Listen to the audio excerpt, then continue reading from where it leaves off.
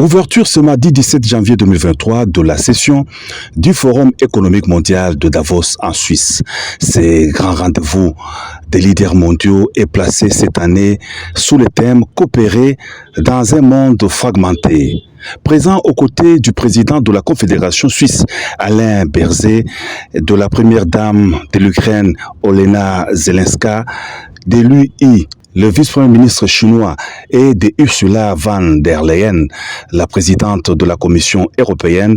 le président de la République Félix-Antoine Tshisekedi Tshilombo est venu porter haut et fort la voix de la RDC et celle de l'Afrique dans les cénacles des décideurs mondiaux. L'objectif du voyage étant double, à savoir montrer que la RDC est désormais une voix entendue dans les lieux de pouvoir du monde et faire passer encore et toujours le message de la réalité de la crise sécuritaire dans l'Est de la RDC où le pays subit une guerre injuste imposée aux populations congolaises par le Rwanda. Le président de la République est venu aussi présenter les atouts du pays aux investisseurs, représentants des grands groupes mondiaux, mineurs, banquiers et autres présents au forum de Davos pour leur dire que la RDC est de retour, qu'elle est ouverte aux affaires à une seule condition,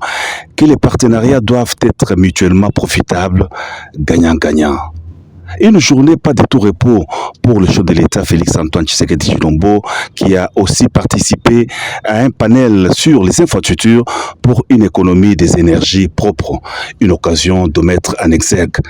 les potentiels hydroélectriques de la RDC avec Inga et la création d'une industrie de production de batteries électriques en Afrique afin de capter à RDC des réels dividendes de la position mondiale du pays, celle de premier exportateur de cobalt.